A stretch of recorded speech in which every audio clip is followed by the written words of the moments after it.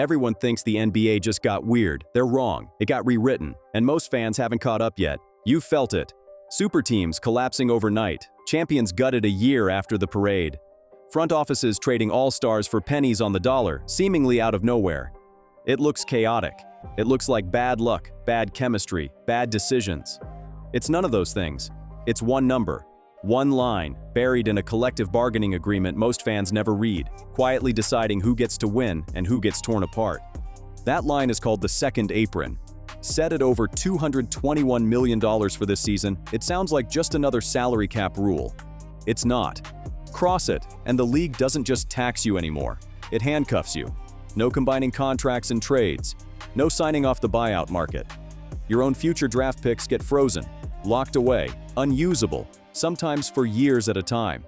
Spend too much, and the roster you built to win a championship becomes a roster you're legally required to dismantle.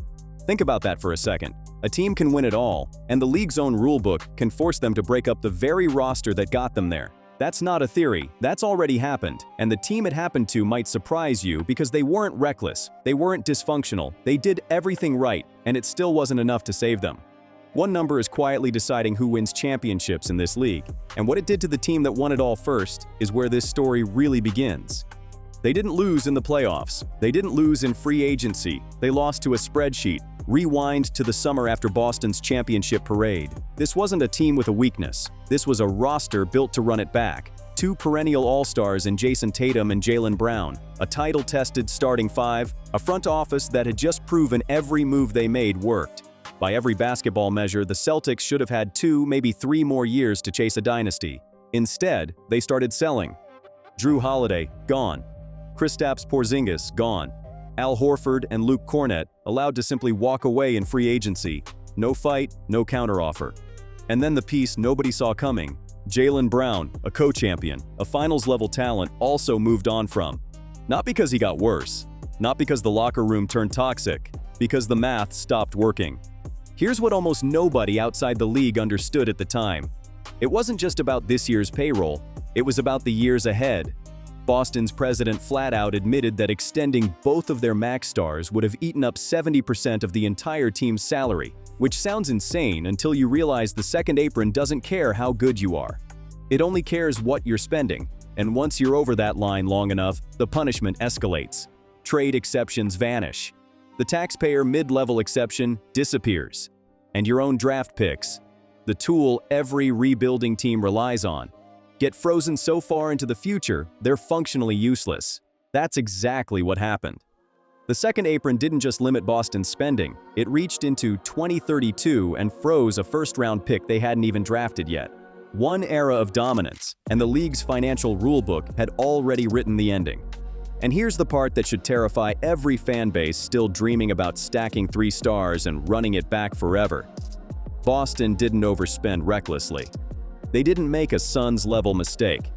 They built the team the old way, the right way, the way that used to guarantee a dynasty.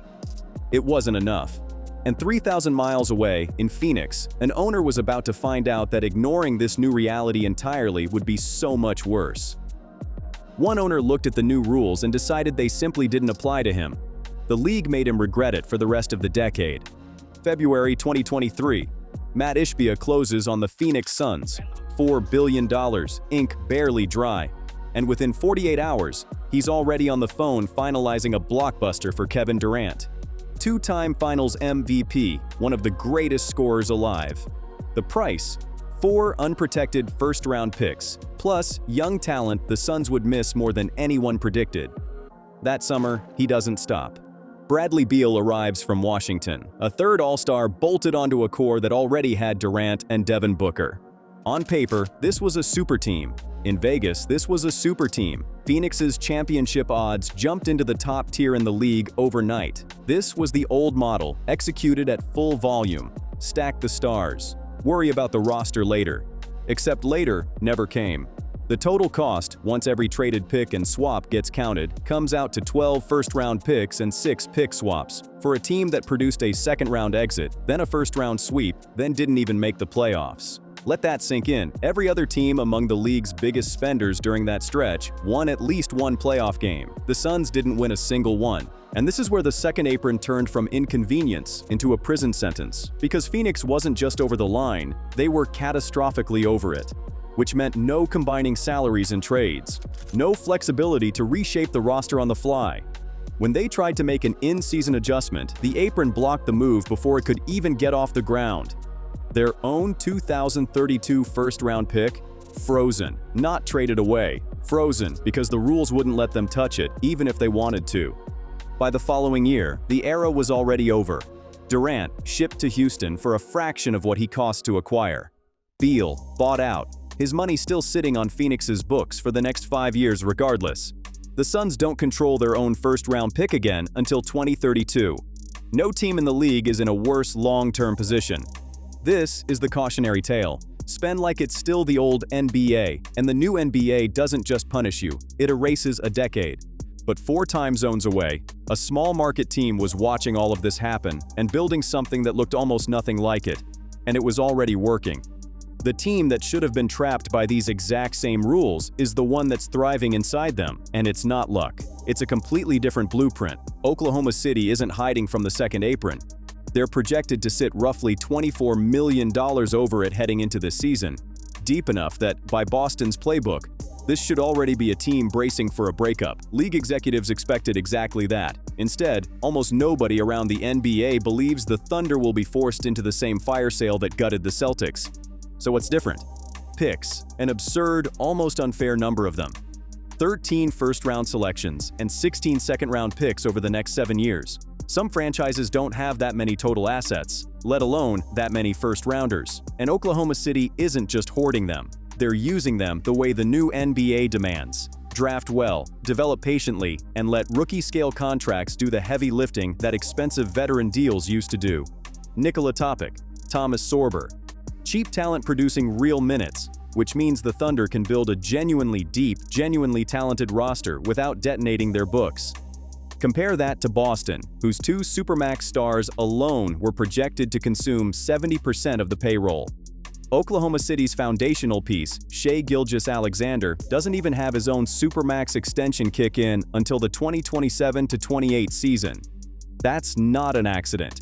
That's a front office that understood the rules before anyone forced them to. This is the part that should unsettle every team still operating on the old model. Oklahoma City isn't avoiding the second apron. They're over it, and the league still can't touch them, because they built the exact kind of roster the new system was designed to reward: young, deep, and endlessly renewable. The Celtics proved a champion can be legislated apart. The Suns proved recklessness gets punished instantly. Oklahoma City is proving there's a third path, and it has almost nothing to do with collecting superstars. Which raises the real question: if stars alone can't save you anymore, what actually wins championships in this league now? The stars didn't get less important. Everything standing around them did. Go back and watch a finals from a decade ago. 7, maybe 8 players get real minutes. The stars play 40, and the bench exists mostly to survive foul trouble and rest possessions. That formula is dead. Look at the most recent finals matchup between Oklahoma City and Indiana. Both teams rotated 9, sometimes 10 players a night in the highest stakes games of the season. Not because either coach got sentimental about giving bench guys run, because the modern game demands it. The pace is faster than it's ever been. The spacing is wider, which means more ground to cover on defense, more possessions per game, more physical wear across an 82-game season that already pushes bodies to the edge. Stars get hurt more now, not less. Load management didn't happen by accident, it happened because the game itself got more punishing. A team with one brilliant top-heavy roster and nothing behind it isn't just vulnerable, it's one soft tissue injury away from irrelevant. And here's where the second apron and this on-court reality collide perfectly. The old model, 3 or 4 max salary stars, a handful of minimum contract fillers around them, literally cannot survive both problems at once anymore. You don't have the cap room for real depth if your top 3 are eating the entire budget. And even if you did, the apron won't let you use the exceptions that used to fill out a bench with quality veterans. So depth stopped being a luxury for contenders. It became the actual strategy. The teams built to win now aren't the teams with the most star power. They're the teams that can survive an injury in February and still be dangerous in June. which means the next team to build a dynasty isn't going to look anything like the ones that defined the last 15 years of this league. Forget the super team. It's not evolving. It's dead. And the league killed it on purpose.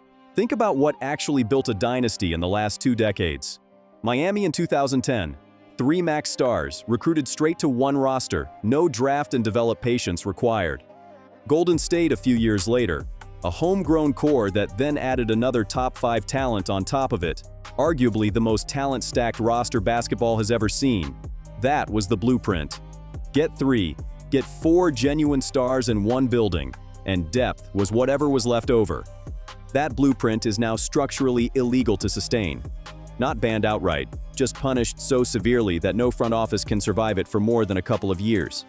Boston tried to run it back with 2 max stars and got legislated into a teardown. Phoenix tried to force a 3rd star into the mix and got buried under 12 first-round picks and penalties, with a payroll so radioactive it froze their own future. The rulebook doesn't say no super teams. It says, try it, and we will dismantle it for you if you don't dismantle it yourself. And it's not just front offices adjusting. The players are pushing back on this system too. The union's new executive director has been blunt about it, arguing that players shouldn't be the ones forced to sacrifice their own money just so a front office can keep a championship roster intact. That's not a minor complaint. That's the Players Association signaling this fight over the second apron is going to define the next round of labor negotiations. So what does the next dynasty actually look like? Not 3 stars and a prayer. A young core locked into cheap, team-friendly contracts, a war chest of draft picks instead of expensive vets. A single foundational star whose supermax hasn't even kicked in yet, surrounded by talent that costs a fraction of what it's worth. Oklahoma City isn't an outlier anymore. They're the prototype. Which brings us to the one truth almost nobody watching this league right now wants to actually accept. Fans are still judging teams by the old rules. The NBA is already playing by new ones. Every summer, the same arguments play out. Why didn't they just keep the whole roster together? Why would they trade a finals-caliber player coming off a championship? Why doesn't ownership just spend whatever it takes? Those questions made sense in 2015. They don't anymore. Boston didn't break up a champion because they got greedy or careless. They broke it up because the second apron made keeping it together mathematically impossible. Phoenix didn't collapse because Kevin Durant stopped being great. They collapsed because they tried to buy a dynasty in a league that no longer sells them. And Oklahoma City isn't succeeding because they found a loophole. They're succeeding because they read the rulebook before everyone else did and built a roster the system was actually designed to reward: young, deep, and patient, instead of star-stacked and desperate. This is the part fans haven't caught up to yet. The second apron didn't just change how much teams can spend, it changed what a champion is allowed to look like. The dynasties of the next decade won't be remembered for their star power alone. They'll be remembered for the front offices that understood, years in advance, that the game had quietly changed the rules on everybody and built accordingly while the rest of the league was still chasing a version of basketball that doesn't exist anymore. That's the story behind every shocking trade, every surprising breakup, every confusing front office decision you've watched happen over the last 2 years. It was never confusing. It was inevitable. The NBA fans grew up watching is gone. The one replacing it is already being built, and it's already crowning champions.